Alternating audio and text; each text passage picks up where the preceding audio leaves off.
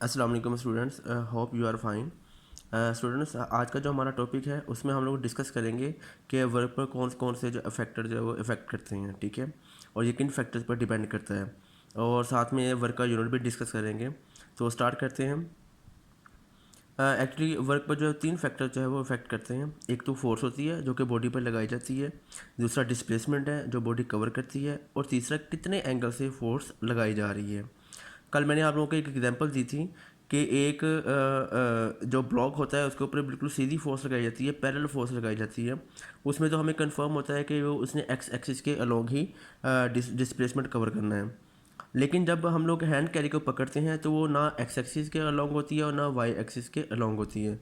तो इस कंडीशन में हम लोग उसको जो वो परपेंडिकुलर कंपोनेंट में इसको डिवाइड कर देते हैं। जैसे कल हम लोग पढ़ा था F X is equal to F cos theta और F Y is equal to F sine theta के इक्वल होते हैं। जी तो स्टूडेंट्स, अब थोड़ी सी इसकी एक्सप्लेनेशन की तरफ चलते हैं। एक्सप्लेनेशन में वो स्टार्ट कर रहा है फोर्स से। तो जब किसी बॉडी पर ज़्यादा फोर्स लगाई जाती है तो ऑब्वियसली वो डिस्प्लेसमेंट भी ज़्यादा ही कवर करेगा, ठीक है। तो ये तो एक सिंपल सी बात है कि जितनी ज़्यादा फोर्स लगेगी बॉडी उतना ही ज़्यादा डिस्प्लेसमेंट कवर करेगी। अब बात करते हैं एंगल की, कि फोर्स के दरमियान में और डिस्प्लेसमेंट के दरमियान में एंगल कितना हो तो जो होने वाला काम है या वर्क डन है मैक्सिमम होगा, मिनिमम होगा, तो वो कैसे पता चलेगा। अब उसी को डिस्कस कर रहे हैं। तो यहाँ पर हम लोग डिफरेंट एंगल्स के थ्रू जो है वो आपको दिखाएंगे कि वर्क मैक्सिमम कब होगा और मिनिमम कब होगा और नेगेटिव कब होगा। जी तो स्टूडेंट, यहाँ पे देखिए, यहाँ पे मैंने कुछ ड्राइंग ड्रा की हैं और कुछ डेरिवेशन की है। या ये हमारे पास एक बॉक्स है, ठीक है। इसके ऊपर हम लोग 90 के एंगल पर फोर्स लगा रहे हैं, यानी कि ऊपर से नीचे फोर्स लगा रहे हैं। लेकिन इस बॉडी का जो डिस्प्लेसमेंट जो इसने वो इस डायरेक्शन में कवर अप करना है, यानी कि एक्स एक्सिस के अलोंग इसने कवर अप करना है। तो क्या होगा कि अब जब हम इसको मैथमेटिकली देखेंगे और इसको फिजिकली भी देखेंगे, अपेरेंटली भी देखेंगे कि ये कैसे पॉसिबल है कि वर्क जो है वो मिनिमम होगा। अगर हम इनके दरमियान में एंगल को देखते हैं, फोर्स की डायरेक्शन जो है वो ऊपर से नीचे की तरफ है और डिस्प्लेसमेंट की डायरेक्शन जो है वो इस तरफ की है। तो देखते हैं यहाँ पर वर्क डन कितना हो पाएगा, ठीक है। मैंने इन दोनों लाइनों को आपस में ज्वाइन करके ये साइड पे लिख दिया है। ये फोर्स की लाइन है, ठीक है, जो आपको नज़र आ रही है, और ये डिस्प्लेसमेंट की लाइन है जो आपको ये एक्स एक्सिस के अलोंग नज़र आ रही है। मैं थोड़ा सा क्लोज व्यू दे रहा हूँ आप लोगों को, ये गौर से देखिएगा। तो इन दोनों के दरमियान में 90 का एंगल आएगा, ठीक है। यहाँ पर हमारे पास थीटा कितना है, 90 एंगल का, ठीक है। हमने लास्ट जो टॉपिक था, हमने जो फर्स्ट स्टार्ट किया था, हमने कहा था W is equal to F S के इक्वल होता है, ठीक है। क्योंकि मैक्सिमम काम जो है हमारा एक्स एक्सिस के लॉन्ग होता है, इसलिए हम इसका जो है वो एक्स कंपोनेंट लेंगे। W is equal to F S cos theta होता है, इसी को डिस्कस करेंगे। तो इस ये भी फार्मूला कल हम लोगों ने पढ़ा था इसके बारे में। तो ये फार्मूला यूज़ करते हुए हम देखेंगे कि काम मैक्सिमम कब होगा और मिनिमम कब होगा। तो यहाँ पर हम लोग क्या करेंगे कि थीटा की जगह उसका एंगल, थीटा जो है वो एंगल को शो करता है। तो यहाँ पर हम लोग एंगल लिखेंगे यहाँ पर 90 डिग्री। कोस 90 हमेशा ज़ीरो के इक्वल होता है, तो यहाँ पर हम लोग इसकी वैल्यू लिखेंगे ज़ीरो, और ज़ीरो जब एफ एस से मल्टीप्लाई होगा तो वो तमाम वैल्यू को ज़ीरो कर देगा। तो स्टूडेंट्स, यहाँ पर देखिएगा कि वर्क डन जो है वो यहाँ पर ज़ीरो है, यानी कि कोई काम हुआ ही नहीं, यहाँ पर काम बहुत मिनिमम होगा, या तो अव्वल तो होगा ही नहीं। तो इसके अपेरेंटली देखते हैं स्टूडेंट्स, जब आप किसी बॉक्स के ऊपर या किसी भी बॉडी के ऊपर जब आप फोर्स लगा रहे थे ऊपर से नीचे की तरफ, तो वो बॉडी कभी भी मूव नहीं करेगी, ठीक है। तो आप कोई भी बुक ले लें, कोई बॉक्स ले लें, या कोई भी ऐसी चीज़ लें, आप ऊपर से नीचे की तरफ जब फोर्स लगाएंगे, ऊपर से नीचे की तरफ फोर्स लगाएंगे, तो वो बॉडी किसी भी तरफ मूव नहीं करेगा, ना राइट की तरफ ना लेफ्ट की तरफ, ठीक है।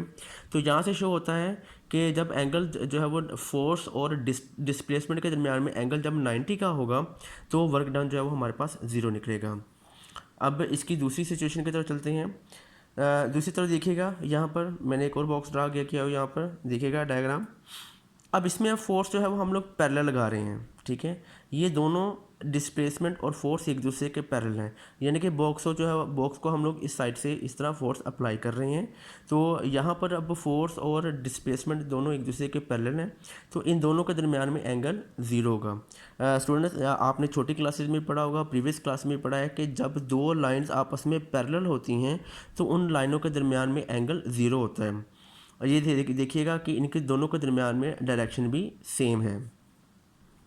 क्योंकि इन दोनों लाइनों की जो वो डायरेक्शन सेम है तो दोनों एक दूसरे के पैरेलल कहलाएंगे। दो पैरेलल लाइन के दरमियान में एंगल हमेशा ज़ीरो है। तो यहाँ पर अब हमारे पास एंगल क्योंकि ज़ीरो आ गया, ठीक है, डेरिवेशन की तरफ चलते हैं। एंगल हमारे पास ज़ीरो है जब इस थीटा की जगह, यानी कि थीटा क्योंकि एंगल को शो करता है तो थीटा की जगह हम लोग 0 डिग्री लगाएंगे और कोस ज़ीरो हमेशा 1 के इक्वल होगा। 1 को जब एफ एस से मल्टीप्लाई करेंगे तो हमारे पास W is equal to F S होगा और यहाँ पर काम मैक्सिमम होगा। अगर आप हम इसको फिजिकली भी देखें, प्रैक्टिकली भी देखें, जब किसी बॉक्स को एक साइड से धक्का लगा दिया जाता है तो वो मैक्सिमम डिस्प्लेसमेंट कवर करेगा और जितना ज़्यादा डिस्प्लेसमेंट कवर करेगा हमारे पास वर्क डन उतना ही ज़्यादा आएगा। ठीक है, ये बिल्कुल सिंपल सी बातें हैं जो आपने याद रखनी है। तो हमारे पास एक तीसरा और एंगल है 180।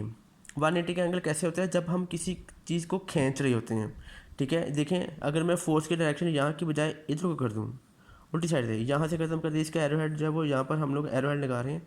डिस्प्लेन भी इसका इस तरफ को है लेकिन हम लोग फोर्स इस तरफ को लगा रहे हैं, यानी कि फोर्स हमारी इस तरफ को लग रही है लेकिन बॉडी का वेट जो है वो उसको मूव करने में थोड़ी सी रुकावट पैदा कर रहा है। तो डिस्प्लेसमेंट की डायरेक्शन जो है वो एक दूसरे के ऑपोजिट होगी।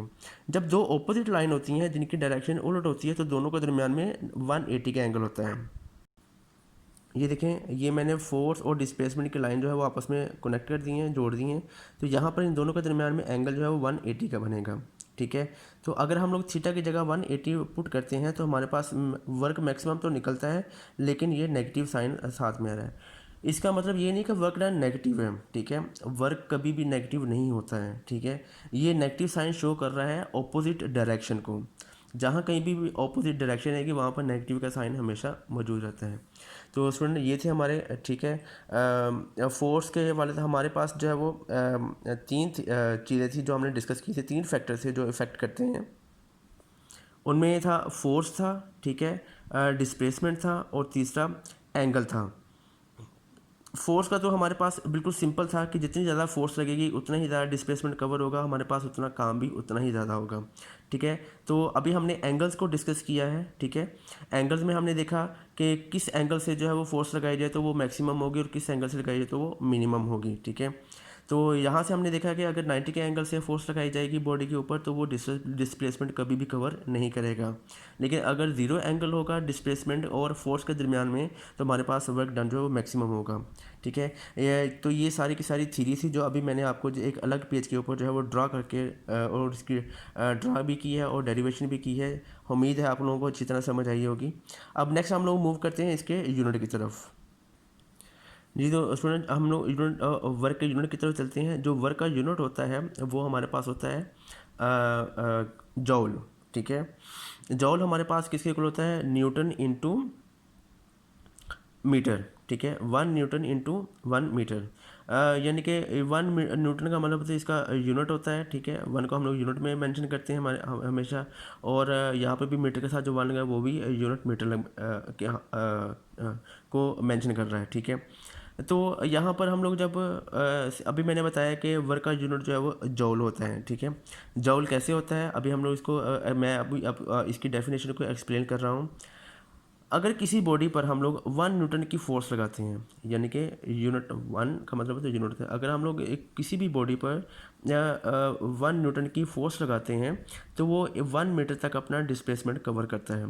तो ऐसी सूरत में हमारे पास जो जॉल होगा वो 1 जॉल निकलेगा। ठीक है, अगर हम लोग 1 न्यूटन की फोर्स जो है लगाकर बॉडी को 1 मीटर तक डिस्प्लेस करते हैं तो हमारे पास वर्क डन हमेशा 1 जॉल होगा। ये जॉल जो है वो वर्क का यूनिट है। ठीक है, इससे बड़े जो यूनिट हैं वो किलो जॉल होते हैं और मेगा जॉल होते हैं जो आपके सामने नजर आ रहा है। मैं क्लोज व्यू दे रहा हूँ। ठीक है, किलो जॉल में हमारे पास जो 10⁻³ जॉल होता है और मेगा जॉल में 10⁻6 जॉल होता है। ठीक है, तो ये मेगा जॉल्स हैं जो कि बड़ी बड़ी जो कमर्शियल एरिया है वहाँ पर जो है वो ये यूनिट जो है वो यूज़ होते हैं। ठीक है, तो स्टूडेंट्स ये था तो हमारा आज का टॉपिक। आपको इससे रिलेटेड किसी भी किस्म की कोई प्रॉब्लम हो तो आपने लाजमन डिस्कस करना है। उम्मीद है आपको समझ आएगी। थैंक यू, शुक्रिया।